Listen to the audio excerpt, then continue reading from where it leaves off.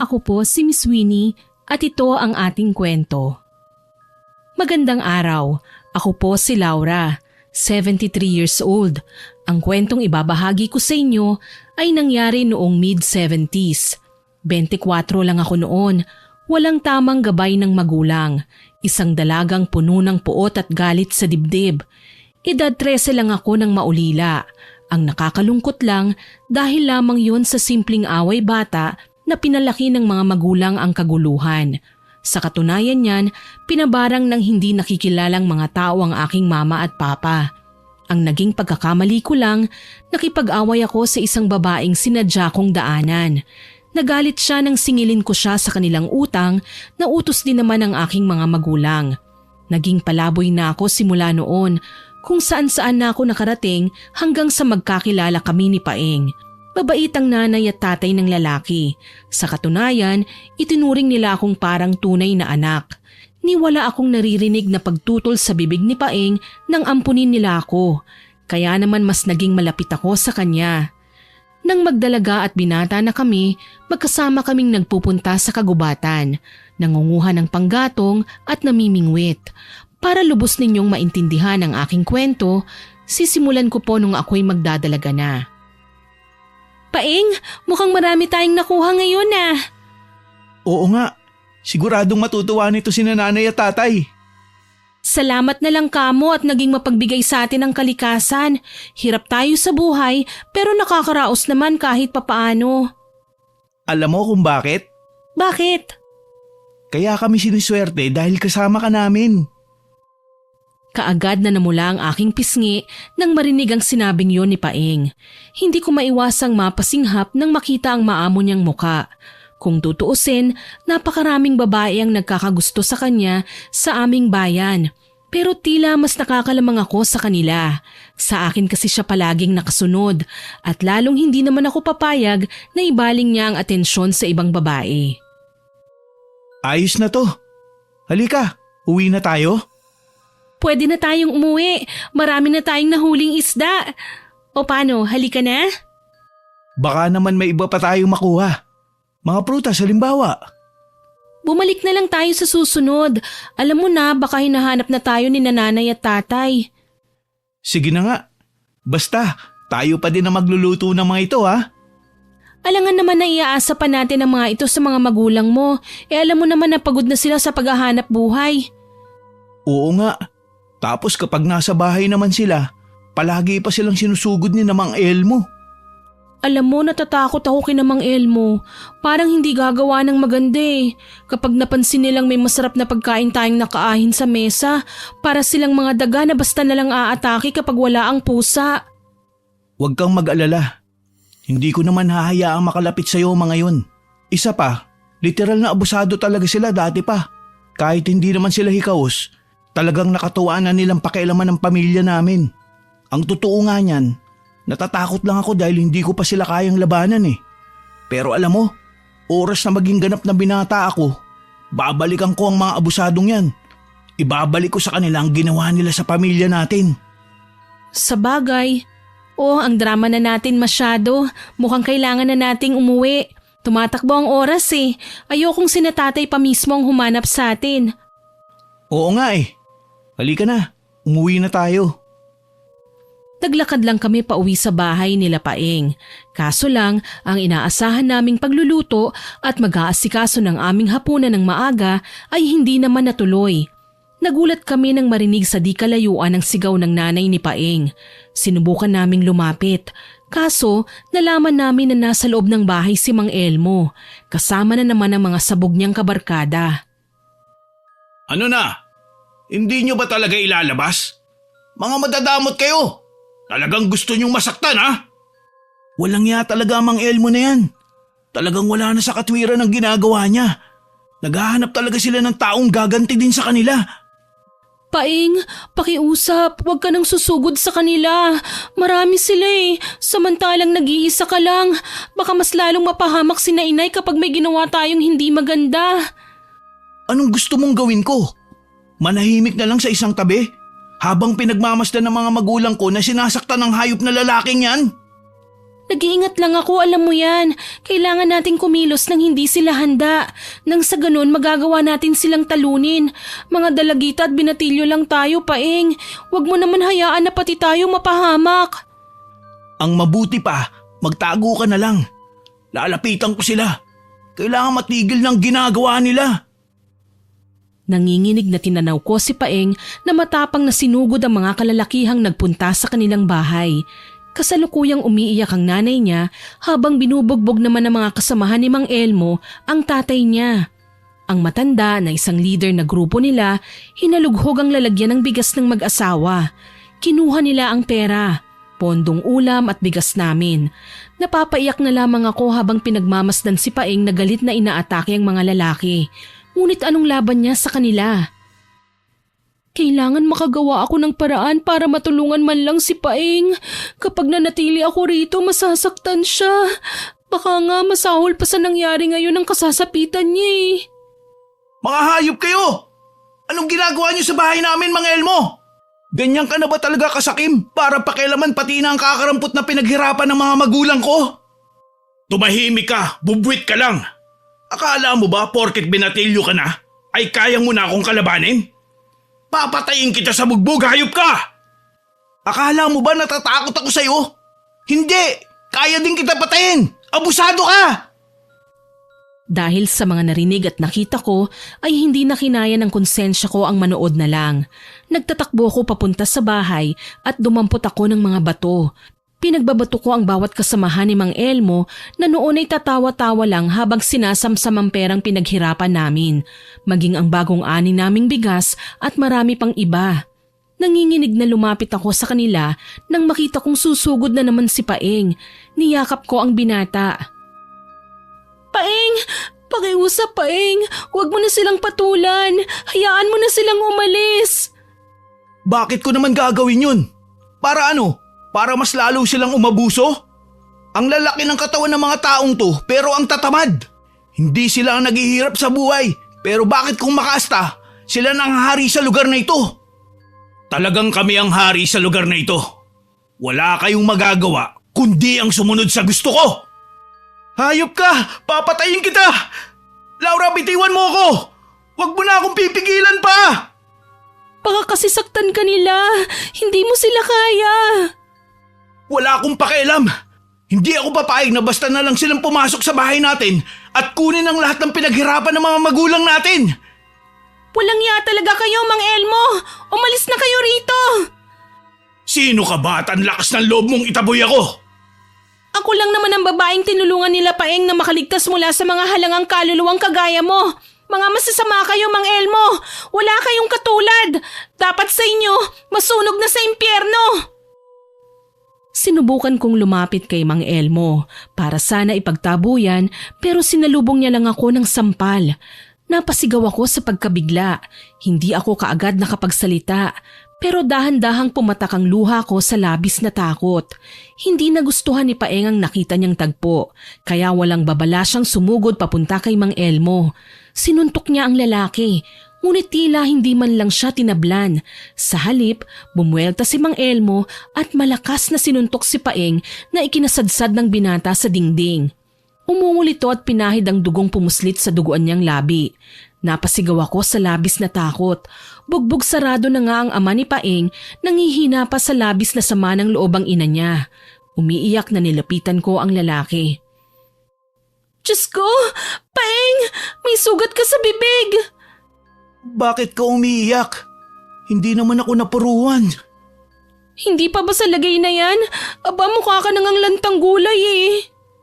Yung pagkain natin, kinuha ng mga abusado. Huwag kang mag-alala. Babalikan natin sila sa ginawa nila. Ang drama nyo. Magsikap lang kayo at babalikan pa namin ang mga pagkain ninyo. Mamatay ka na sana! Singhal ko pero humalakhak lang si Mang Elmo. Tila hindi tinablan sa maaanghang na sinabi ko.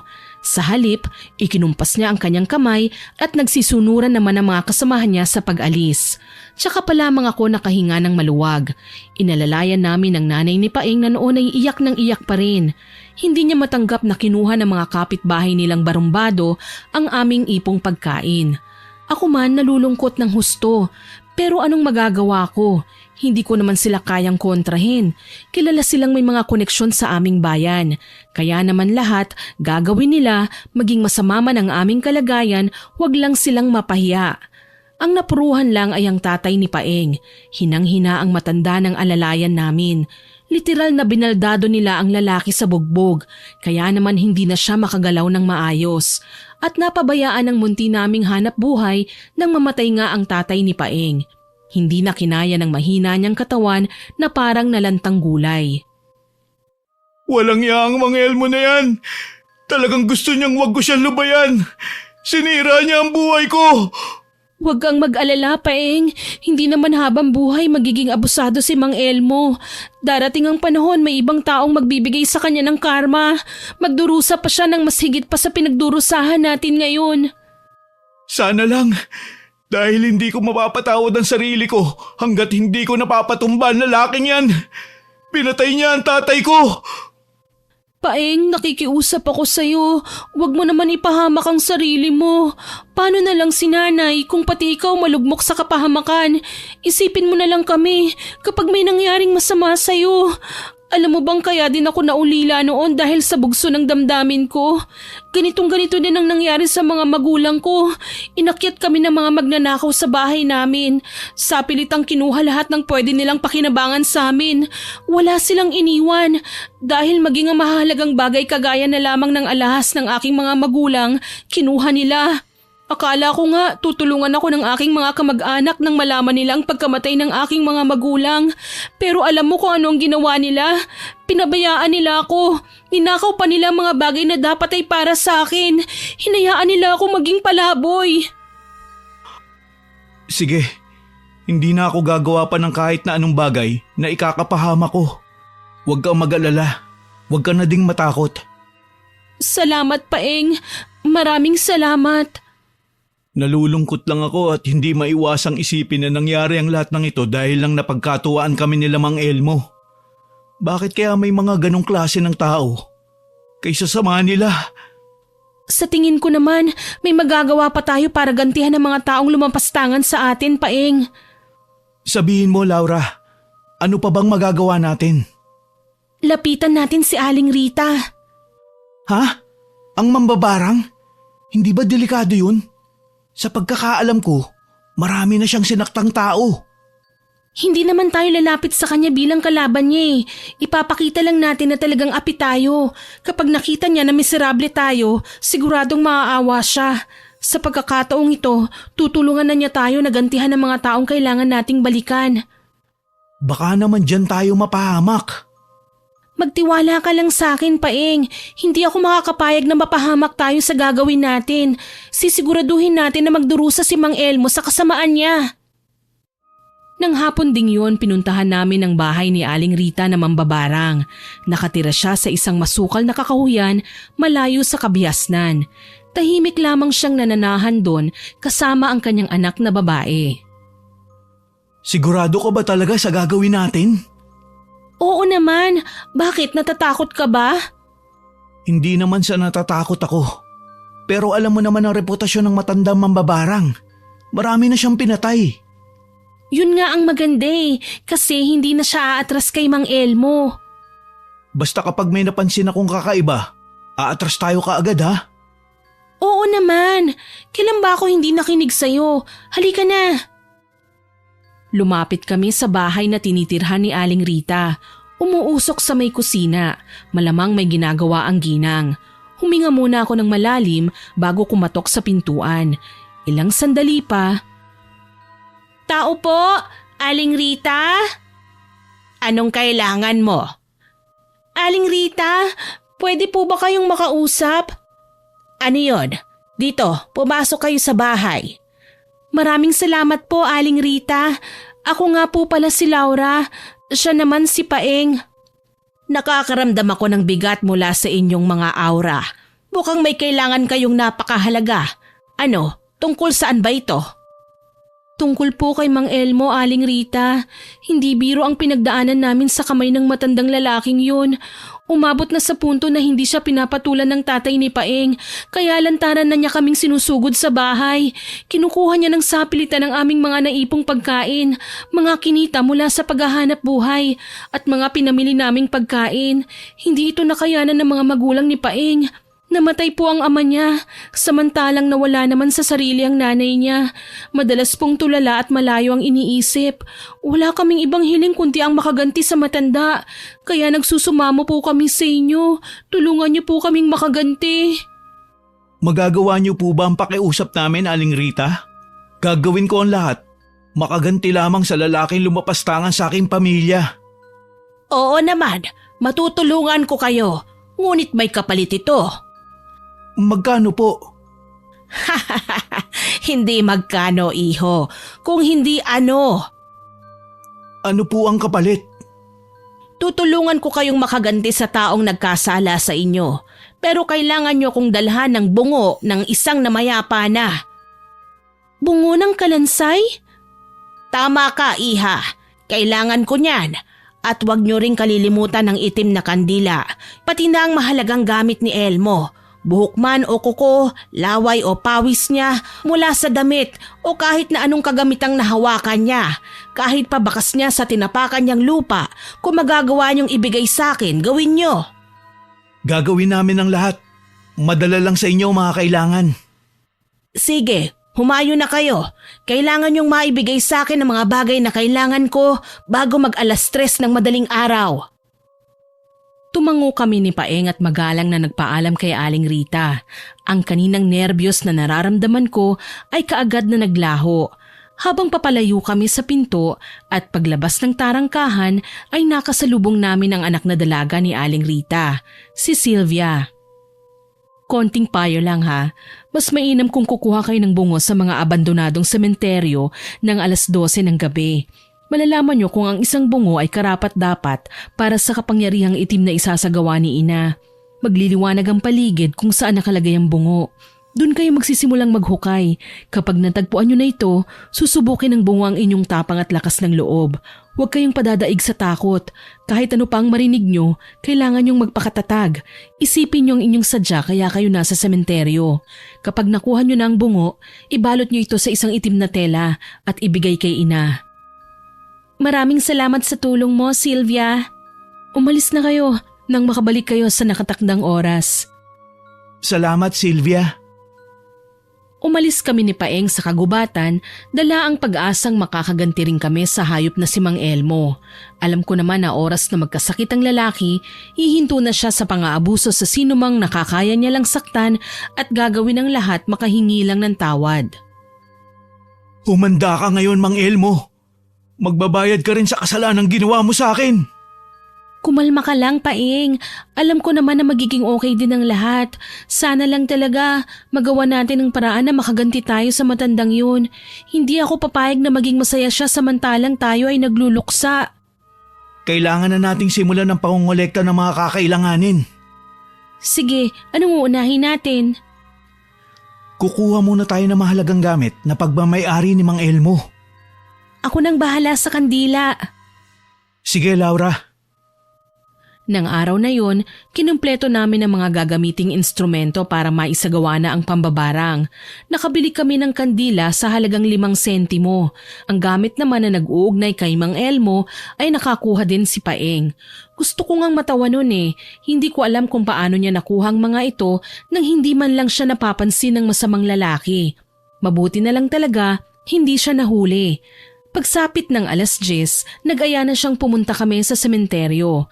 Tinandaan namin ang eksaktong sementeryo na kailangan naming tunguhin para mahanap ang karapat-dapat na bungo na ibibigay namin kay Aling Rita. Kinikilabutan ako, Paeng.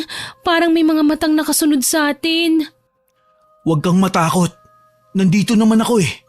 Hindi kita pababayaan. Alam ko naman yun eh. Malaki ang tiwala ko sa'yo.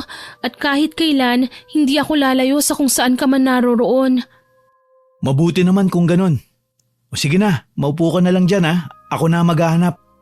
Hayun na yata ang tinutukoy ni Sylvia, Paeng. May nakita akong liwanag sa bandaron. Oo nga no. Teka lang at pupuntahan ko. Uy, sasama ako! Mukhang ito na nga ang palatandaang sinabi ni Sylvia. May liwanag sa puntod na yun. Ano pang hinihintay natin? Halika na't hukayin na natin! Kaagad naming hinukay ang puntod na sa tingin ko ilang dekada nang namamalagi roon. Talagang napakaliwanag ng aming nakikita. Tila ba ayaw nitong maglaho hanggat hindi namin nakikita ang aming hinahanap. Isang lumang kabaong ang aming nahukay. Tinungkab ito ni Paeng gamit ang pala at sabay din kaming napatakip sa aming bibig nang makalanghap ng nakasusulasok na amoy. Sa labis kong gulat, purong kalansay na nga ang nakikita namin doon, pero alam kong katawan ng isang babae ang nakahimlay sa lugar na yon. Suot pa ng kalansay ang pira-pirasong bestidang sa halip na puti ay naging kakulay na ng putik. Ibang klase, nakakamangha. Ang mga mata ng kalansay ay nagliliwanag. Tama ka. Nakakapanindig balahibo. Ito na nga ang hinahanap natin. Kailangan na natin makuha ang bungo na ito. Teka, bakit para yatang may naririnig akong ingay? Oo nga no. Parang ingay na mula sa ilalim ng lupa. Hala, Paeng, pasimple kang lumingon sa paligid. Alam kong matatakot ka sa mga makikita mo. Sinunod ni Paeng ang sinabi ko. Pareho kaming nangatog sa takot nang mapansin ang bawat puntod sa sementeryo na yon ay may nakatayo. Alam kong hindi buhay na tao ang mga nakikita namin. Sila ay mga kaluluwa na tila nagambala sa aming ginagawa. Gusto ko nang sumigaw ng mapagtantong may malamig na braso ding nakatayo sa aking katabi. Yumuko ako, pinagmasdan ng paa nito. Halos takasan din ako ng kaluluwa nang makitang nakalutang ang maruruming paa nito at hindi man lang sumasayad sa lupa. Laura, huwag kang sisigaw. Huwag mong hahayaang madaig ka ng takot. Kapag ginawa mo yun, kukunin ka nila. Magpakatatag ka. Oo. Isipin mo na lang na totoo silang mga tao. Wala kang pakialam sa kanila. Hindi mo sila pinapansin. Magbigay galang ka lang at lakasan ng loob mo. Gagawin ko. Hindi naman ako papayag na saktan nila tayo. Kailangan din nating makaalis dito. Ang ginagawa natin ay para sa paghihiganti natin, Laura. Kaya huwag kang matakot. Sa huli, pinili kong ilabas ang itim na tela at pinantakip sa bungo na matagumpay naming nakita ni Paeng. Nakakatakot lang dahil nagliliwanag pa ang mga mata nito na parang may buhay. Naibalot ko na. Mabuti kung ganun. Halika na. Huwag na tayong mag-aaksaya ng panahon. Ibigay na natin to kay Aling Rita. Paniguradong bukas na bukas may magkakasakit na malubha at kukuyugin ng mga kaluluwa papunta sa impyerno. Hindi naman tayo masama, hindi ba? Ginagawa lang natin to dahil gusto natin makamit ang kapayapaan. Gusto natin makamit ang hustisya. Hindi tayo masama, Paeng. Palagi mong tatandaan yan.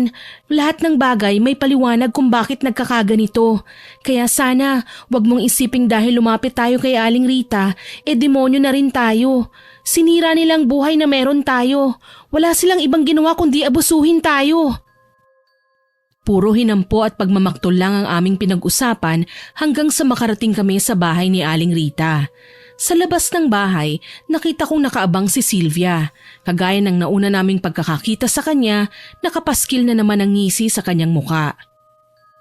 Base sa amoy na nalalanghap ko sa inyong dala, mukhang matagumpay kayo sa pagkuha ng mga magagamit sa orasyon ni Ina. Nagtagumpay nga kami, Sylvia, pero hindi naman naging madali ang aming pinagdaanan.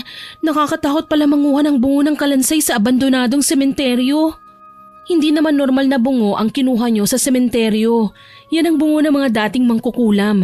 Sila lamang ang may kakayahang mambarang kahit patay na, kaya lahat ng ibulong nyo sa kalansay ay nagkakatotoo. Nakakatakot pala. Pero sinunod nyo pa rin si Ina, kaya alam kong malakas ang loob nyo. Sige, pumasok na kayo sa loob nang maipakita nyo na sa kanya ang bungo na nakuha nyo. Maraming salamat, Sylvia. Walang anuman.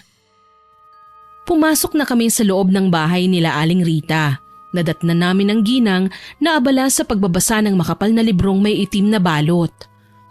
Magandang gabi po, Aling Rita. Magandang gabi naman, Iha. Ano, dala niyo na ba ang mga bagay na hiningi ko sa inyo? Nakuha na po namin lahat. Paeng, iabot mo na. Heto po, Aling Rita. Kumpleto na mga yan. Kumislap ang mga mata ni Aling Rita nang makita ang bungo. Tinanggal niya sa pagkakabalot ng itim na tela. Nang makita niya ang kabuuan nun, gayon na lang ang paghalakhak niya. Maski ako nagulat, hindi ako nakapagsalita kaagad. Naunahan ako ng takot. Ngayon lang ako nakakita ng babaeng malademonyo kung tumawa. Tuloy napahawak ako sa braso ni Paeng. Paeng, natatakot ako. Huwag kang matakot. Nandito ako. Mukhang gagawin na niya ang orasyon. Sige, sa tabi kayo maupo. Sisimulan ko na ang pagtawag sa pangalan ng taong ibabarang natin. Naiintindihan ko po. Halika Laura, maupo tayo sa tabi. Sige. Naupo kami sa kawayang papag na nasa tabi. Hinayaan kong magsindi ng kandila sa mesa ang ginang. Kulay itim din ang maliliit na kandilang meron siya. Habang isinasagawa yon, umuusal din siya ng hindi maintindihang lengguwahe na sa tingin ko, siya rin lang ang nakakasaulo. Tingin ko nga, bata pa siya isanay ng bigkasin ng bawat kataga. Nakakangilo, nakakapanindig ng balahibo. Kapag nagtagumpay si Aling Rita sa pambabarang na gagawin niya, pansamantala kong ilalayo si nanay. Ipapagamot ko siya sa bayan nang sa gayon, maging maayos din ang kanyang kalagayan. Magandang ideya yan, Paeng. Kapag gumaling na si nanay, magiging okay na din ang lahat. Babalik din tayo sa dati. Maayos, masaya at nagtutulungan. Alam mo, hindi ako nawawala ng pag-asa na makakalimutan ni nanay lahat ng masamang pinagdaanan natin sa kamay ni Mang Elmo. Masamang tao yun eh. Hindi ko nga alam kung paano siya kinatakutan sa ating lugar. Gayong wala naman siyang ibang ginawa kundi ang manakot at mang-abuso ng kapwa. Balita ko nga, may sinaktan din siya maliban kina tatay eh. Narinig ko din yun. Alam mo na, wala naman na isisikreto sa bayan natin. Lahat alam nila. Buti nga walang nakaisip na gantihan sila, no? Sa tingin ko, tayo pa lang ang gagawa. Wala din naman akong pagsisisihan sa gagawin natin. Ako man ay naging biktima ng pagmamaltrato ng kagaya niya. Kaya galit na galit ako sa kanya. Naaalala ko ang aking sarili na sinasaktan pero wala man lang magawa. Saka pa lang kasi natin nagagawang gumanti kapag lumipas na ang panahon. At napapaisip na tayo sa lahat ng pinagdaanan natin. Shh! Huwag kayong maingay. Kailangan ko ng katahimikan. Sa halip na bigkasin ko ang ritual ay kayo ang naririnig ko. Pasensya na po. Ay ayos lang. Basta wag na kayong maingay at ayokong makakarinig ng mga bagay na wala namang kinalaman sa ginagawa ko. Naiintindihan po namin. Hindi na nga kami nag-usap pa ni Paeng nang simulan na ni Aling Rita ang kanyang orasyon. Seryoso lang akong nakatingin sa matanda hanggang sa magsalita siya, sabay-sabing kailangan ko raw ipikit ang aking mga mata. Nang silipin ko si Paeng, nauna na palang nakapikit ang kanyang mata. Hindi na lamang ako nagsalita pa at tumalima. Sa aking pagpikit, kasabay kong niyakap ang aking sarili. Bigla akong gininaw. Sa hindi malamang dahilan, nagtayuan ang mga buhok ko sa braso. Pati nga siguro maliliit na balahibo ko sa tenga ay nagtayuan na rin sa labis na pangingilabot. Kalaunan, nakita ko ang matanda na may sinusulat na mga letra sa papel. Binilot niya ito at isiniksik sa butas ng ilong ng bungo. Pagkatapos, sinindihan niya ang itim na kandilang pinabili niya sa akin. Habang natutunaw ang kandila sa naglalagablab nitong apoy, hindi ko maiwasang mapatingin sa mukha ni Aling Rita. Para lang naman siyang inosenteng babae kung umasta. Pero bakit tila naging katatakutan siya sa aking mga mata? Kaluluwa ni Elmo, bumangon ka. Sumanib ka sa bungo na ito. Nang sa gayon, mabilis ko nang makontrol ang iyong katawan. Kung ako ang nasa lugar ni Sylvia, hindi ko nananaisin pang mamana ang kakayahan na meron ng kanyang ina. Nakakatakot kaya. Baka naririnig niya tayo. Mahina lang naman ang boses ko eh. Ang mahalaga sa ngayon, magkaroon ng hustisya ang kamatayan ni tatay. Pakiwari ko, hindi na tao si Aling Rita nang pagmasdan ko siyang magdasal. May hawak din siyang kutsilyo na walang babalang ginuhit niya sa kanyang palad. Ilang sandali pa, napapikit na lamang ako nang mapagtantong iniinda niya ang sakit ng kanyang palad. Nagtagumpay siya sa paggawad ng sumpa kay Mang Elmo. Nasabi kong epektibo yon dahil wala na ang bakas ng dugo na ipinatak niya sa bungo. Literal na hinigop ito ng ulo ng kalansay. Kaluluwa ni Elmo, tinatawag kita. Sumpang hatid ko, tanggapin mo at pagdusahan. Nakita ko nang guhitan niya ang kandilang itim na nakapatong sa ibabaw ng bungo. Hugis lalaki yon at mukhang nagiging kawangis na nga ni Mang Elmo. Ilang sandali pa, lumingon sa amin si Aling Rita. Naigawad ko na ang karamdaman para kay Elmo. Bukas may maririnig kayong balita. Maraming salamat po, Aling Rita. Huwag kayong magpasalamat sa akin. Pasalamatan niyo ang bungo na tumulong sa inyo. Paano po? Uuwi na kami. Sige, pag-iingat kayo. Tara na, Laura. Maraming salamat po ulit, Aling Rita. Sa'yo din, Sylvia. Walang anuman, kasiyahan namin ni Inang tumulong sa mga nangangailangan. Tutuloy na kami. Ang masasabi ko lang, hindi naman ganun kasama sina Aling Rita. Tumutulong nga sila sa mga taong walang kakayahang gumanti. Sa katunayan, habang papadaan kami ni Paeng sa kalsada, ay nadaanan namin ang bahay ni Mang Elmo. Naririnig namin na umuungol sa loob ang lalaki, kaya nagkatinginan kami ni Paeng. Aray! Ang sakit na tiyan ko! Bilisan niyong humanap ng gamot! Mga hayop! Sino bang gumawa nito sa akin? Papatayin ko siya! Mukhang nangyayari ng pinakamimithi natin. Naririnig ko ang pagdurusa ni Mang Elmo. Sana hindi lang yan ang sapitin niya. Yung mas malubha pa sana. Dapat lang sa kanya yan. Kung hindi niya tayo pinakialaman, hinayaan niya na mamuhay ng matiwasay sina nanay at tatay, hindi siya magdurusa. Pero sakim siya at abusado. Kaya mas mabuti na din yan kaysa sa manumbalik siya sa dati niyang nakagawian. Sa bagay, alam mo, siguradong matutuwa si Inay kapag sinabi natin sa kanya ang ginawa natin. Wag. Hindi niya pwedeng malaman ang bagay na ito. Mas mainam nang manatili na lamang siyang walang nalalaman. Hindi mapaghangad ng ganti si nanay. Kahit nasaktan na siya at ang tatay ko, hindi nila ako kailanman tinuruan na maging masama at mapaghiganti. Ako pa pala ang nagturo sa'yo kung paano gumanti. Mukhang masama akong ehemplo. Huwag mong sasabihin yan. Malaki ang naitulong mo sa amin simula nang dumating ka sa bahay. May mga ideya ka lang talaga na masasabi kong mas epektibo kaysa sa manahimik na lang. At dito ko natutuwa na ilalabas ko ang pagnanais kong maghiganti kapag kasama kita.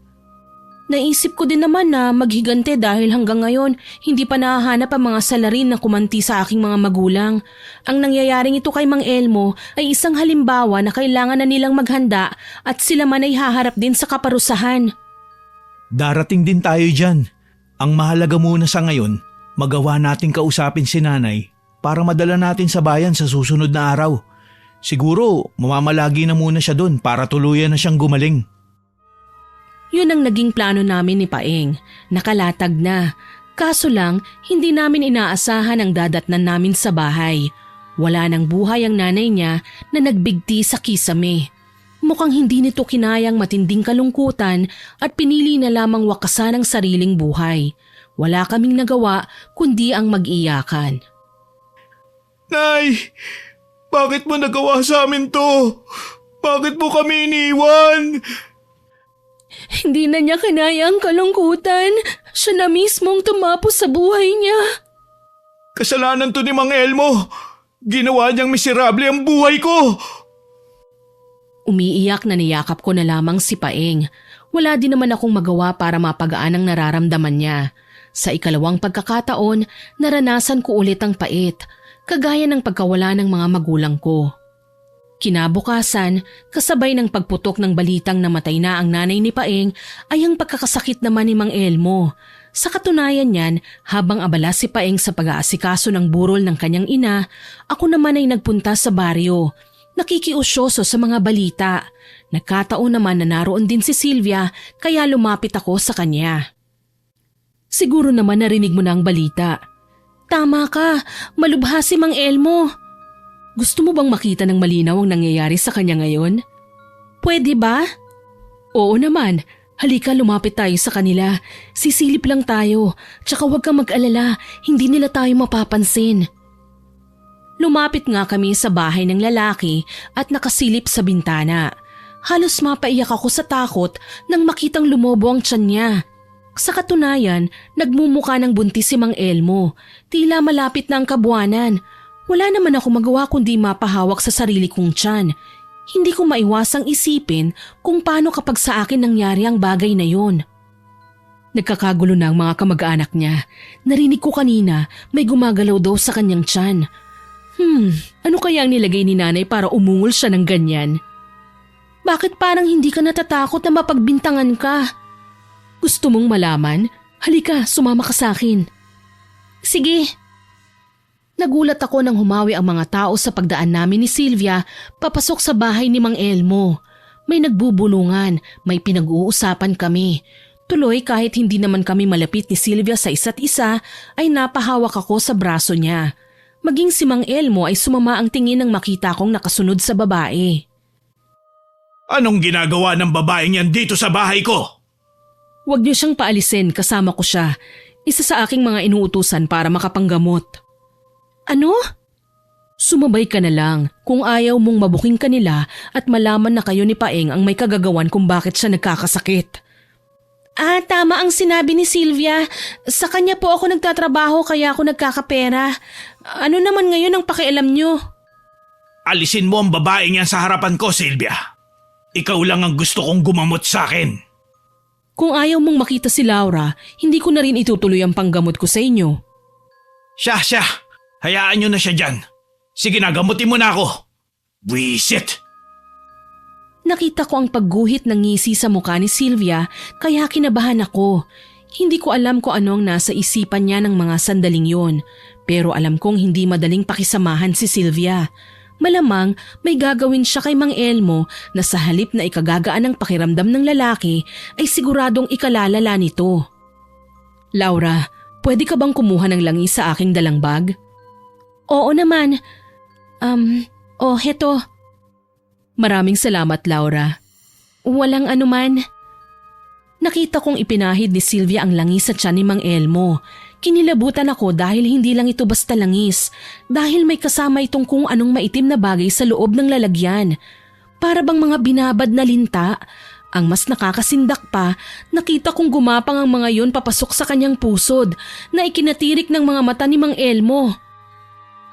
Anong nangyayari? Kumalma ka, hindi pa siya mamamatay. Isa yan sa mga inutos ni ina para maghirap ng todo si Mang Elmo. Pasensya na kung naging matanong ako. Hindi kasi ako sanay na makakita ng ganito eh. Sa ngayon, kailangan mo nang matuto. Palagi kang makakakita ng ganito. Ngayon ko lang napagtanto kung bakit hindi tumanggi si Aling Rita nang lumapit kami sa kanila para ipabarang si Mang Elmo. Nais nilang pagkapirahan ng lalaki. Literal na pagdurusa nga ang sinapit nito dahil simula nang mangyari ang karumal-dumal na pambabarang ni Aling Rita sa kanya sa pamamagitan ng bungo ng mambabarang, inabot ng 9 na taon ang kanyang iniindang karamdaman. Akala nga ng iba may medikal na paliwanag ang mga doktor dahil tumor daw ang sinasabing nasa tiyan ni Mang Elmo, kaya naman lumalaki ang tiyan nito. Hindi nila alam na nakita kong may pinasok na linta si Sylvia sa pusod ng kanyang pasyente, kaya naging miserable ang buhay nito. Ni hindi na nga nagagawa ni Mang Elmo ang dating nakagawian niya dahil nakaratay na lang siya sa kama. Mistula siyang malnourished. Sa kanyang anyo na malaki ang tiyan, payat naman ang mga braso at binti. Bahagya ding lumaki ang ulo niya, animo may hydrocephalus. Ngayon, talagang matanda na ang ugok. Hindi na siya makakapanakit pa ng kapwa dahil sa nangyayari sa kanya. Akala niya tapos na ako? Pwes, nagkakamali siya. Hindi ko pa nakukumpleto ang mga taong nais kong paghigantihan kasama siya. Ang mga kaibigan ni Mang Elmo dati, nilaglag na siya. Ayaw na nilang dumalaw sa kanya. Kinamumuhian na nga siya ng maraming tao eh. Malakas at nakakatakot lang pala si Mang Elmo noong wala pa siyang sakit. Sabi pa ng iba, baka nagka-cancer na daw siya sa kakakain ng mga nakaw mula sa pinaghirapan ng iba. Dapat lang din naman sa kanya yun. Maaga ako nawala ng mga magulang dahil sa takot sa kanya. Alam mo, Hindi ko kayang gawin ang mga pananakit na nagawa niya sa mga tao. Tila babangungutin ako. Buti na lang. Hindi ka ba nakukonsensya? Nakakaramdam din naman ako. Kaso lang, kailangan kong kalimutan ang nararamdaman ko. Kung patuloy ako matatakot at maaawa, baka hindi na matahimik sina tatay at nanay sa kabilang buhay. Wala na sila, Paeng. Ang magagawa na lang natin sa ngayon, umusad sa buhay. Kalimutan ang mga masasamang nangyari. Nandito pa naman ako eh. Mahal kita. Hindi ako mawawala sa'yo. Alam ko naman yun. Kaya nga hindi ako papayag na iwanan mo pa ako. Lumipas ang panahon at 24 anyos na ako. Magkasama pa rin kami ni Paeng. Sa katunayan, hindi namin kinikilalang magkapatid ang isa't isa dahil inampun lang naman ako ng kanyang mga magulang. Tuluyan na naming ipinaramdam ang pagmamahalan namin sa pamamagitan ng pagiging magkasintahan. Araw-araw pa rin ako nagpupunta kina Sylvia. Kahit papaano, nakikita ko na ang dalawa. Nalaman kong anak pala ni Aling Rita si Sylvia sa pagkadalaga. Ang ama ng babae ay hindi na nagpakita nang malamang pinagbubuntis siya ni Aling Rita. Sa tuwing aalis si Paeng para magpunta sa palengke, ako naman ay nagpupunta sa bahay ng mag-ina. Nagpapaturo ako kung paano manggamot. Kaso lang, iba ang mga narinig ko bago ako makapasok sa bahay nila. Nag-uusap ang mag-ina tungkol sa amin ni Paeng. Sinasabi ko sa'yo, mabuting tao sina Paeng at Laura. Wag na wag mo silang pakikialaman o sasaktan. Hindi mo magugustuhan ang parusa ko para sa'yo. Nay, bakit niyo naman nasabi sa akin na sasaktan ko si Paeng? Gusto ko siya. Hindi ko lang gusto ang presensya ni Laura. Mukhang mahirap siyang ilayo sa piling ni Paeng. Tumigil ka. Yan bang itinuro ko sa'yo? Ang mang-agaw ng kasintahan ng iba? Baka nakakalimutan mo. Matagal nang may relasyon ng dalawa. Wag na wag mo silang pakikialaman. Hindi ko sila nais na pakialaman. Nahihirapan lang ako magpanggap na parang wala lang sa tuwing nakikita ko silang magkasama. Akala ko ba mahal mo ko? Anak mo ko, hindi ba? Dapat ikaw ang numero unong magbibigay ng gusto ko. Nahihibang ka na nga. Kukunin ko si Paeng sa ayaw o gusto mo. Wala kang karapatang sirain ang pangalan natin para lang sa pansariling kaligayahan mo. Bakit ba hinahadlangan mo ang kagustuhan ko? Ngayon ko lang naranasan ng maging masaya. Ngayon ko lang naranasan kung paano magmahal. Pero kung hahadlang ka sa lahat ng plano ko sa buhay, mas mainam na kung pati ikaw burahin ko na sa buhay ko. Tinalikuran na kaagad ni Sylvia ang kanyang ina. Ako naman, pinagpapawisan na ng mga sandaling yon. Hindi ko akalaing maririnig ko ang mga katagang yun sa bibig mismo ni Sylvia. Gusto niya ang aking kasintahan. Hindi naman pwede yun. Mahal ko si Paeng at hindi ako papayag na agawin siya ng sino man sa akin. Gayunpaman, kahit mabigat ang loob ko, ay lumapit pa rin ako kay Aling Rita. Maaga ka yata ngayon, Iha? Opo, maaga kasi kaming nakapag-agahan ni Paeng. Papasok siya sa palengke at marami daw siyang hahakutin. Mabuti naman kung ganon. May mahalaga kasi akong sasabihin sa'yo. Ano po yun? Nais kong ipamana sa iyo ang bungo na nakuha niyo sa abandonadong sementeryo. 9 na taon na ang nakakaraan. Pero Aling Rita, ano po ang gagawin ko sa bungo? Hindi naman ako mambabarang na kagaya niyo. Nakapaloob na ang lahat ng kaalaman ko sa bungo at walang sino man ang makakabasa nun kundi ikaw lang. Habang hindi ka pa handa, pwede kang sumulat. Sabihin mo at isulat sa papel ang lahat ng bagay na gusto mong mangyari sa iyong kaaway. Tsaka mo ito isiksik sa mata ng bungo. Agad-agad tutugon ng bungo sa kahilingan mo. Bakit niyo po sinasabi sa akin to? Ikaw lang ang kakilala kong mapagkumbaba sa lahat ng bagay. Kahit nasasaktan ka na at lahat, nanahimik ka pa rin at tiniis ang sakit na iyong nararamdaman. Hindi naman po ako masamang tao, Aling Rita. Alam niyo ang rason kung bakit ko ginawa yun. Umaasa ako na mapapawi ng paghihiganti ang sakit ng nakaraan. Pero ang gamitin ng kaalamang ito para abusuhin ng iba, hindi na yun maganda. Ayoko din pong tanggihan kayo, kaya makakaasa kayo na iingatan ko ang bungo at hindi ipapakita kahit kanino. Salamat naman kung ganon. Matanong ko lang po, Aling Rita, bakit sa akin? May anak naman po kayo. Bakit hindi niyo ibinigay sa kanya? Hindi ko magagawa yun. Suwail na anak si Sylvia. Matagal ko na itong itinatago sa'yo. Madalas na niya akong suwayin. Hindi siya nakikinig sa mga tinuturo ko. Madalas gumagawa siya ng sarili niyang desisyon na hindi ko alam at mas marami pa siyang kayang gawin na alam kong hindi niya dapat ginagawa. Nambabarang ako kapag may naaaping nais maghiganti. Samantalang siya, nambabarang para katakutan ng mga inosente.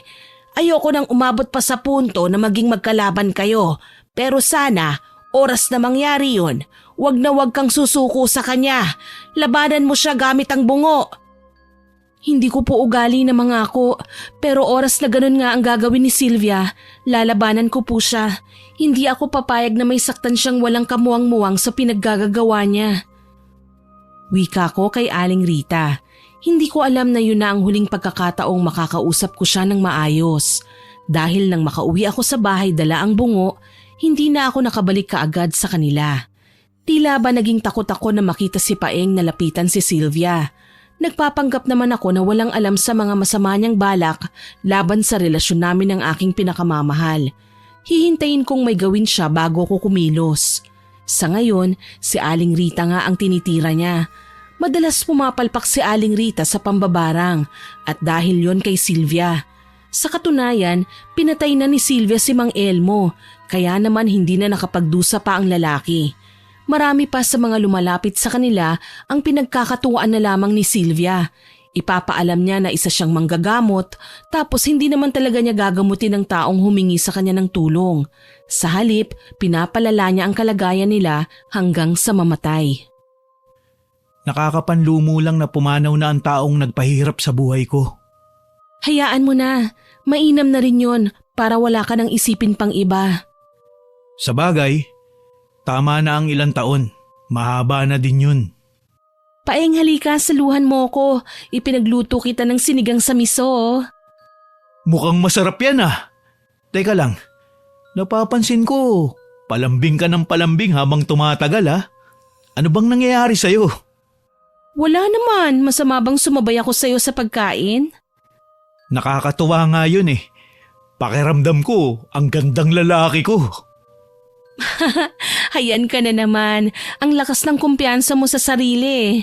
Sa bagay, gwapo ka naman talaga. Mabait, masipag at mapagmahal. Pero wag na wag kang magkakamaling ipagpalit ako sa iba. Bakit naman kita ipagpapalit sa iba? Mahal na mahal kita. Siyempre, hindi rin naman ako papayag na makita kang may ibang kasama. Dala ng labis na kilig ay hinalikan ko sa labi si Paeng. Sakto naman na nakita kami ng papalapit na si Sylvia at napansin ko ang pagtataka ng panibugho sa kanyang mga mata. Hindi ako nagpaapekto. Kami ni Paeng ang magkasintahan at hindi silang dalawa. Naparito ka, Sylvia. Anong kailangan mo? Pinapupunta kayo ni Ina sa bahay. Hindi maganda ang kanyang karamdaman. Anong nangyari sa kanya? Mukhang yan ang unang pagkakataong nagkasakit siya ng malubha ah. Hindi mo ba siya ginagamot? Ano ba sa tingin mo perpekto ako? Nagkakamali din ng mga doktor, Laura. Ako pa ba na isa lamang nahamak na anak ng mambabarang? Isasama ko si Paeng. Sasama naman talaga ako sa iyo, Laura. Siyempre, tinulungan ako ni Aling Rita na makaganti kay Mang Elmo. Kaya dadamayan ko din siya at tutulong ako sa pag-aalaga. Pwede ka namang sa akin nalang sumabay, Paeng. May mahalaga raw na sasabihin si Ina sa kanya eh. Bakit ba kailangan mo akong pangunahan, Sylvia? Sa gusto kong kasabay ang kasintahan ko eh. Wala ka nang magagawa. Kaya pwede ba, ikaw nang maunang umuwi sa inyo? Sapat na ang ginawa mong pagsasabi sa amin ng tungkol sa kalagayan ni Aling Rita. Wala ngang nagawa si Sylvia nang makita niyang magkahawak kamay pa kami ni Paeng tsaka sumunod sa kanya.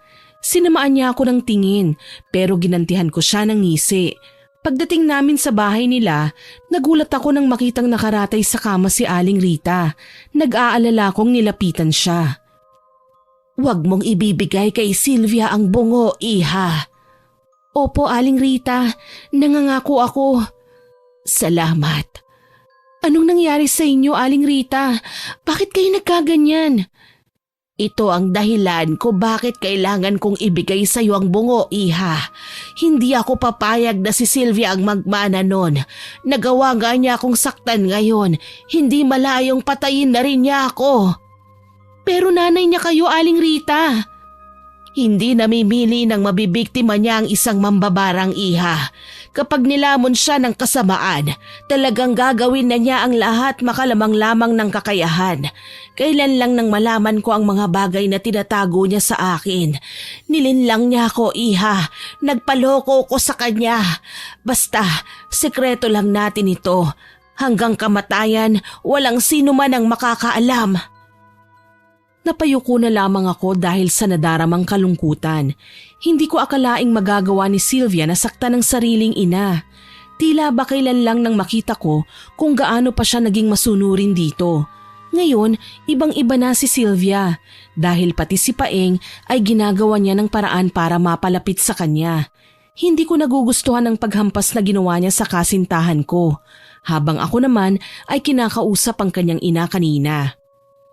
Basta sumama ka na lang sa akin. Pangako matutuwa ka sa pupuntahan natin. Marami kang makikitang magagandang tanawin.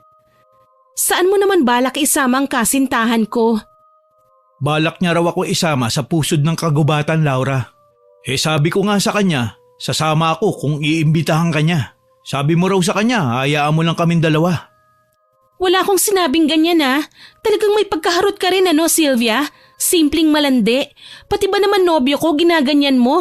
Wala ka na bang mahanap na iba at sa kanya ka pa nagpapapansin? Teka lang, anong pinag-awayan niyo? Nagsinungaling ang babaeng yan. Hindi ako papayag na sumama ka sa kanya. Halika na, umuwi na tayo. Paalam, Paeng. Alam ko naman na magkikita pa tayo sa mga susunod na araw. Tsaka ka na lumandi. Alagaan mo muna ang nanay mo. Pinanlisikan ako ng mga mata ni Sylvia pero hindi ako nagpatinag. Hinayaan ko na lamang siya at tinalikuran. Mahigpit na binilin sa akin ni Aling Rita na wag na muna ako magpapakita sa kanya. Sabi niya, si Sylvia raw ang naglalagay ng karamdaman sa kanya. Nararamdaman niya na rin na nalalapit na ang kanyang kamatayan. Kapag nasa tabi ako ni Aling Rita kapag nangyari yun, malalaman kaagad ni Sylvia na ipinamana sa akin ng kanyang ina ang bungo na pinaglagyan nito ng lahat ng kanyang kakayahan at kapangyarihan. Makalipas nga ang 1 linggo, nagluksa kami ni Paeng sa pagpanaw ni Aling Rita. Naglabasan raw ang mga naglalakihang bubuyog sa kanyang bibig. Marami ang nagsasabi na baka binarang ang matanda. Kaso lang, hindi niya alam na si Sylvia mismo ang may kagagawan nun sa kanyang ina. Nang puntahan nga namin si Aling Rita sa bahay niya, nag-iisang hinarap ng matanda ang kanyang kamatayan. Diyos ko, wala na si Aling Rita. Nasaan na ba kasi si Sylvia? Bakit wala siya sa tabi ng nanay niya? Kung hindi pa tayo napagsabihan ng kapitbahay nila, hindi natin malalaman na wala na palang matanda. Napaiyak ako nang makita ang kalunos-lunos na kalagayan ni Aling Rita. Lumubo ang mukha niya, nilalangaw at basa sa nana. Maging ang kanyang mga tuhod at siko ay nabubulok. Umabot na sa puntong nakikita na namin ang buto niya na mukhang naubos na ang laman. Hindi na ako magtataka. Buhay pa man din ang ginang noon ay inuuod na siya. At ngayon kung kailang pumanaw na siya ay wala na akong nakita. Kawawa naman si Sylvia. Naulila na din siya sa mga magulang. Huwag kang maawa sa babaeng yan. Hindi mo ba alam na siyang pumatay sa nanay niya? Binarang niya si Aling Rita. Totoo ba yung sinasabi mo? Oo, ilang beses kaming nag-usap ni Aling Rita. Pinagtapat niya sa akin ang mga ginagawa ni Sylvia. Hindi siya dapat na pagkatiwalaan. Alam mo bang siyang pumatay sa sarili niyang ina? Binarang niya si Aling Rita. Napakasama naman pala ng babaeng yun. Akala ko mabuti siyang anak. Kaya tayo nakikipagkaibigan sa kanya. Di pala siya mapagkakatiwalaan. Kapatid pa naman sana ang turing ko sa kanya. May lihim din siyang pagkagusto sa'yo, Paeng. Kaya mag-iingat ka. Wala ka naman dapat na ipag-alala sa akin. Di ko naman siya gusto. Wala din akong balak na ipagpalit ka sa kahit na sino. Alam ko naman yun. Ako lang ang mahal mo. Parang kailan lang. Nagluluksa din tayo. Tapos ngayon, si Aling Rita naman. Huwag kang mag-alala. Hindi masasayang ang lahat ng sakripisyo ni Aling Rita. Hindi naman ako papayag na basta na lang maging malaya ang taong kumitil sa buhay niya. Nang araw ng libing ni Aling Rita, dumalo kami ni Paeng. Nagluksaman kami pero hindi kami nakipaglapit kay Sylvia. Ni hindi kababakasan ng kalungkutan ng mukha ng babae. Natutuwa pa nga yata siya sa pagkawala ng kanyang ina eh. Nang matabunan na ng lupa ang kabuuan ng kabaong, nagsitalikod na ang mga nakikipaglibing. Una pang umalis si Sylvia na hindi man lang kami pinansin. Nakikita ko sa kanyang nakangising muka ang matinding pagbabanta na hindi ko naman ikinabahala. Alam kong magagawa ko siyang kontrahin dahil nasa akin ang bungo na ipinamana ni Aling Rita.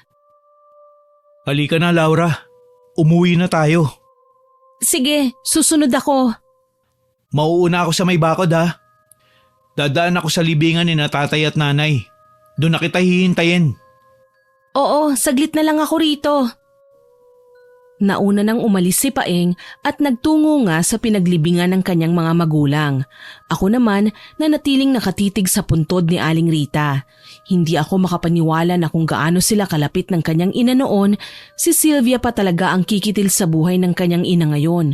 Hindi ko naman siya magawang ireklamo sa otoridad. Malamang hindi nila ako paniniwalaan. Baka nga isipin pa nila na babaliw na ako. Ito ang pinakamahirap na parte sa buhay ko, ang mawala ng mahalagang tao na pinagkakatiwalaan ko ng lahat-lahat. Hindi ko matanggap na kailangan mo pang pumanaw para malaman kung hindi pala dapat pagkatiwalaan ang anak mo. Pero huwag kayong mag-alala, Aling Rita. Kung gaano kayo kabuti sa akin, gagantihan ko yon ng mas higit pa. Ipaghihiganti kita sa sarili mong anak. Ako mismo ang gagawa ng paraan para hindi na siya magtagumpay sa masasama niyang hangarin. Tatalikod na sana ako nang mapahinto sa paggalaw. Narinig ko ang malamig na boses ni Aling Rita na tinatawag ako, pero mukhang galing sa ilalim ng lupa. Kabado kong napatingin sa kanyang pinaglilibingan. Napatalon ako sa gulat nang napansin kong umangat ang lupa at may lumabas na nga na kamay. Laura! Ginulat mo naman ako. Kinabahan ako doon ah. Hindi ka pa kasi sumusunod sa akin. Nag-alala ko. Akala ko tuloy kung ano na ang nangyari sa'yo. Ayos lang naman ako. Halika na, umuwi na tayo. Pagdating namin sa bahay, kaagad kong nilapitan ng munting kahon kung saan nakalagay ang bungo na ibinigay sa akin ni Aling Rita. Tumambad sa aking mga mata ang telang itim na nakabalot dito. Nagulat si Paeng nang makita niyang hawak ko ang bungo. Ano ang ibig sabihin nito, Laura? Sinundan mo na ba ang yapak ni na Aling Rita at Sylvia? Naku, hindi. Hindi ko ginagawa yun. Bakit nasa iyo yan? Dahil mapapahamak tayong dalawa kapag ipinagkatiwala natin kay Sylvia ang bungo na ito. Papatayin niya ako, Paeng. Naiintindihan mo ba ako? Gagamitin niya ang bungo para mabarang niya ako. Bago pa niya magawa yun, ako na ang makikipaglaban sa kanya. Hindi ako makakapayag na saktan ka na lang niya dahil gusto kanyang mabura sa buhay ko. Hindi niya ako mabubura, Paeng, dahil gagawin ko ang lahat ng aking makakaya. Malabanan lang ang hindi magandang pinaggagawa niya. Simula nang mamatay si Aling Rita, kinatakutan na si Sylvia ng mga tao. Halos lahat ng humarang sa kanyang daraanan, pinatatamaan niya ng sumpa. Binibigyan niya ng karamdaman. Tuloy, ako man ay hindi na rin maawat sa paghadlang sa kanyang kasamaan. Sa tuwing may sinasaktan siya, binabarang at binibigyan ng karamdaman, kaagad akong nagsusulat ng pangontra at sinisiksik sa mata ng bungo. Kagaya ng inaasahan, gumagaling ang mga taong nabigyan niya ng karamdaman. Tuloy, madalas ko siyang makitang masama ang timpla ng muka at halos isumpa ako sa labis na galit. Isang gabi, nagkataong naghahapunan kami ni Paeng nang dumating si Sylvia. May kasama siyang 2 lalaki na hindi ko alam kung paano niya napapasunod sa kanya. Mukhang ang saya niyong pagmasdan kumakain habang naglalambingan. Kaso lang, hindi kayo bagay. Ano bang gusto mong palabasin? Sylvia, bakit mo ba kami ginugulo? Ako dapat ang minahal mo, Paeng. Wala akong pakialam kahit ilang taon ang tanda ko sa'yo. Ang gusto ko lang, maging akin ka. Bakit mo ba ipinagpipilitan ng sarili mo? Hindi naman kita mahal. Natututunan ng pagmamahal, Paeng. Kung ako sa'yo, kalimutan mo na ang babaeng yan. Parang ang kapal naman yata ng mukha mo para kumbinsihin ang kasintahan ko sa mismong harapan ko. Hindi ka ba nahihiya? O talagang wala kang kahihiyan sa katawan mo? Ano bang ipinagmamalaki mo? Mamamatay ka na, hindi ka na mabubuhay pa, kagaya ng nangyari sa mga magulang mo. Kasabay ng pagsasalitang yun ni Sylvia, nanlaki ang aking mga mata ng husto. Nakaramdam ako ng pananakit ng tiyan, kaya ako napaupo. Gayon na lamang ang pagkataranta ko nang habang nilalakasan ni Sylvia ang kanyang pag-oorasyon, tila mas mabilis na nawawasak ang ulo ko. Anong ginagawa mo sa akin? Ang sakit ng tiyan ko! Tatanggalin kita sa buhay ni Paeng, kagaya ng pagtanggal ko ng mga magulang mo sa buhay mo. Natatandaan ko na. Ikaw ang kaaway ko noon sa aming bayan.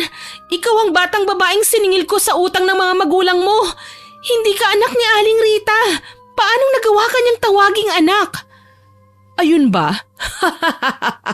Sa pamamagitan ng kapangyarihang itim, nagawa ko siyang isumpa at angkinin ako bilang anak niya. Dahil ang tunay niyang anak ay itinakbo talaga ng asawa niya. Buong akala niya ang nag-iisa niyang pinakamamahalang kasama niya hanggang sa siya ay pumanaw. Pero mali siya. Nalinlang ko siya. Hayop ka!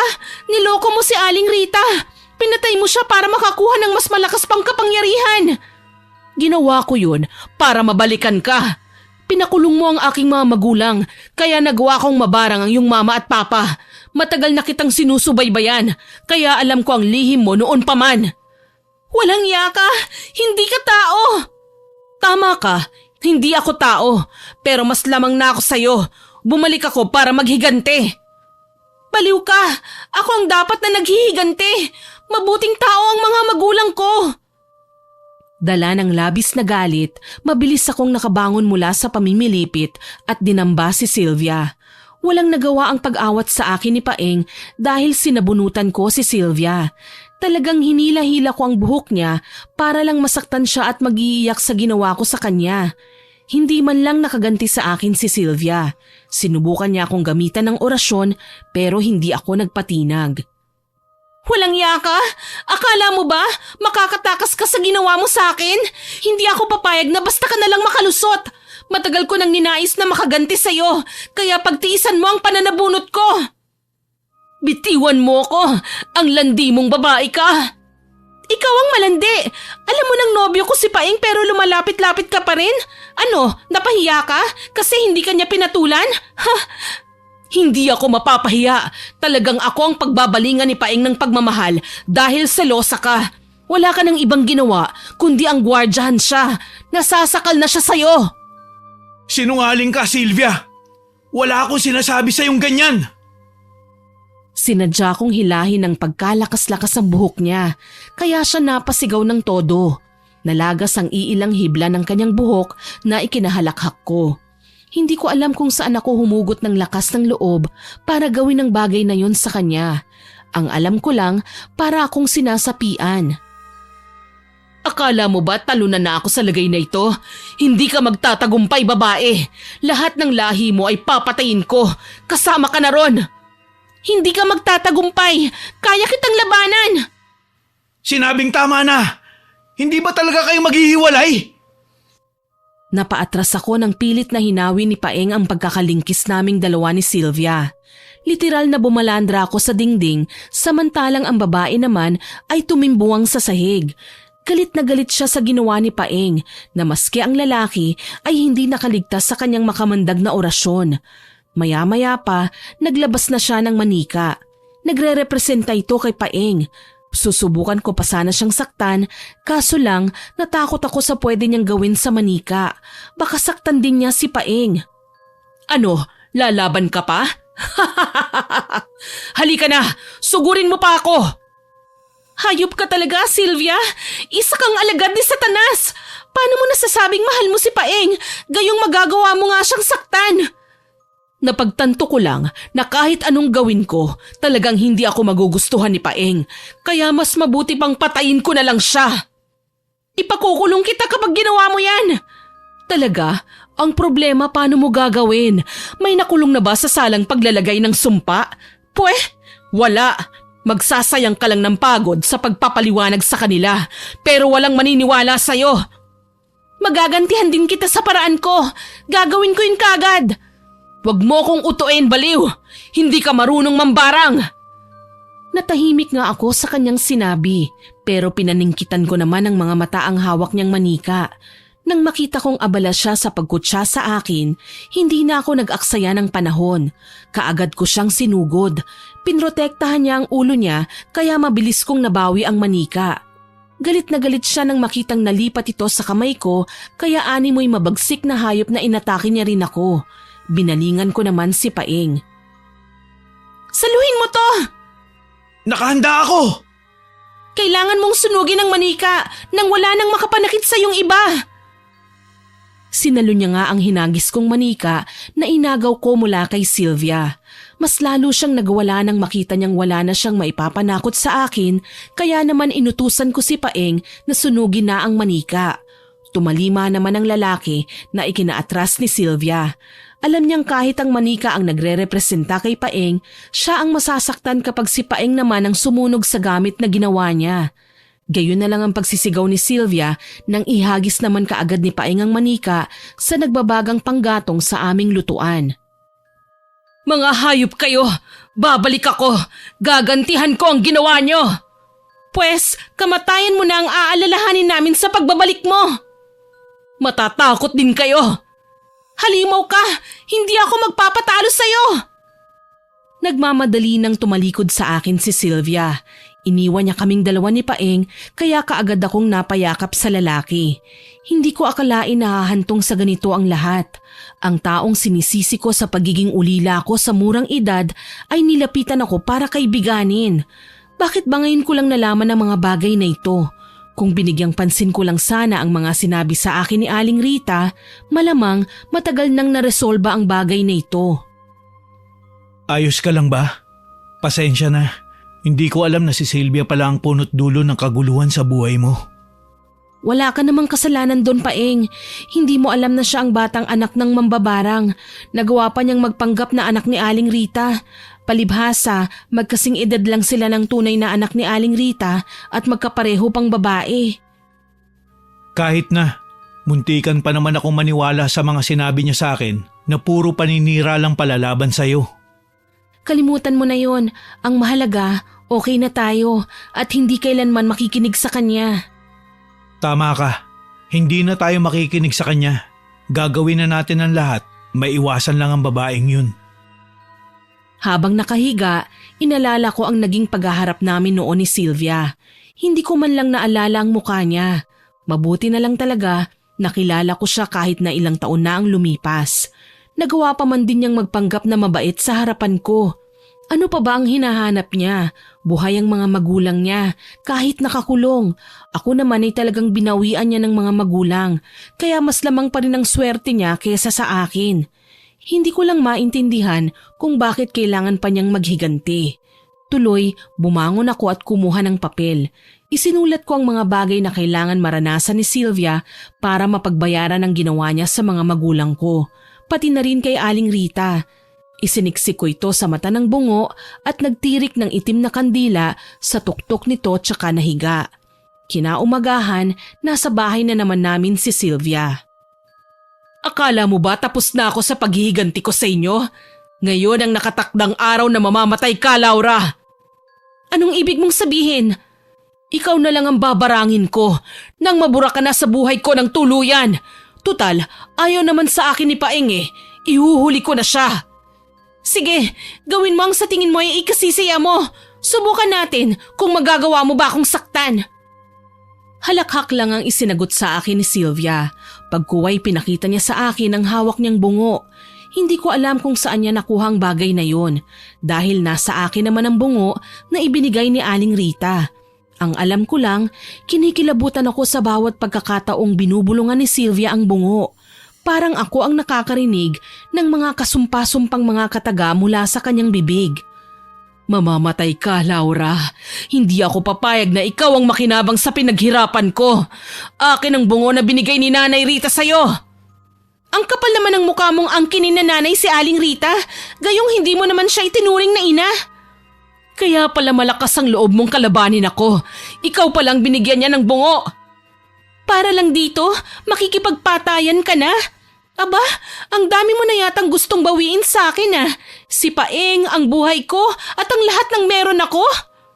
Oo, gusto kong kunin sa'yo ang lahat dahil naiinggit ako at wala akong pwedeng ibalik sa'yo maliban na lang kung mamamatay ka at yun ang ikatutuwa ko. Kapag pinatay mo si Laura, ako ang makakalaban mo! Kaya na kitang kontrolin, kagaya ng ginawa ko kay Nanay Rita, kaya humanda ka! Sinimulan niya ang pambabarang sa pamamagitan ng pagtuktok ng kung anong bagay sa bungo. Narinig ko ang ingay nun pero hindi ako nakakaramdam ng sakit. Sa halip, nakita ko ang liwanag na nagmumula sa hawak niyang bungo. Tila konektado ito sa binigay ni Aling Rita sa akin. Nagulat na lamang ako nang sa halip na ako ay si Sylvia ang sumigaw at nangisay sa sakit. Ah! Ang sakit ng ulo ko! Anong ginawa mo sa akin, bruha ka? Nababaliw ka na ba? Nakikita mo bang may hawak akong bagay? Wala pa nga akong ginagawa eh. Namimilipit ka na? Aba, huwag kang bintang ng bintang ha? Halimaw ka! Talagang papatayin kita! Asikasuhin mo muna yung nararamdaman mo bago mo ako kalabanin. Alam mo naman na wala akong laban sa'yo eh. Alam kong may ginawa ka. Magbabayad ka talaga sa akin. Ikamusta mo na lang ako kay Aling Rita ha? Huwag kang mag-alala. Kahit patay na siya, kapangyarihan niya ang nasa bungo na hawak ko. Kahit nasa hukay na siya, nagagawa niya pa rin na mabarang ka para pigilan ang kasamaan mo. Hindi! Hindi ako papayag! Nagsisigaw si Sylvia habang sapo niya ang kanyang sumasakit na ulo. Ni hindi na nga siya makaganti pa sa akin, lalo na at nakita kong dahan-dahan nang namumula ng husto ang kanyang muka hanggang sa sumabog ang kanyang ulo. Lumabas ang sariwa ngunit malapot na dugo sa kanyang mga mata, ilong at tenga. Mistula siyang lobo na nasobrahan sa hangin kaya pumutok. Kasabay nun, mas lalong lumakas ang lagablab ng itim na kandilang nakasindi sa tuktok ng bungo. Tila ba natutuwa na may nakuha na naman itong kaluluwang kasing itim ng kulay ng kandila ang budhi. Napaiyak ako nang bumagsak si Sylvia. Walang sino man ang makapagpapaliwanag sa nangyari sa amin noon ng araw na yun. Buong akala ko, papatayin din ako ng aking konsensya matapos ang nangyari kay Sylvia. Pero niyakap na lamang ako ni Paeng. Sa dami ng ating pinagdaanan, nanatili kang matatag at malakas. Kaya pinagmamalaki kita. Alam kong ikaw mismo ang gumawa ng paraan para matigil na ang pagdurusa natin mula sa mga taong walang ibang hangad kundi ang sirain tayo. Mula kay Mang Elmo at Sylvia, ikaw ang tumalo sa kanila. Hindi ko naman magagawa ang bagay na yun kung hindi dahil sa tulong mo. Nakakapagod mabuhay na laging nasa ilalim. Pero may mga pagkakataon din pala na iaangat tayo ng Panginoon. Dahil maging siya, hindi nagugustuhan na palagi na lang tayong inaapi. Matapos ang trahedyang yun sa buhay namin, hindi na ako naghangad pa ng kahit na ano. Ang dalawang bungo ay dinala ko sa pinaglilibingan ni Aling Rita at nilibing din sa tabi niya. Tama na ang ginawa kong laban sa mga nanakit sa akin. Siguro naman, pinagdudusahan na nila ang mga nagawa nila sa impyerno. Sa ngayon, sa Maynila na kami nakatira. Nagkaroon kami ng 3 mga anak na parehong napag-aral namin at naigapang sa aming pagsisikap. 2 sa kanila ay nasa Canada at regular na nagpapadala sa amin. Ang bunso naman namin ni Paeng nasa bahay at may sarili na ring propesyon, isang arkitekto. Siya din ang nag-aalaga sa amin kasama ng kanyang asawa at mga anak. Ni minsan hindi ko kinuwento sa kanila ang tungkol sa bungo at barang. Mas mainam na lang na wala silang alam tungkol doon. Hanggang dito na lamang po. More power po sa inyong channel at God bless. Naway kapulutan ninyo ng aral ang aking ibinahaging kwento. Hanggang sa muli, ako po si Miss Winnie na nagpapasalamat sa inyong pakikinig.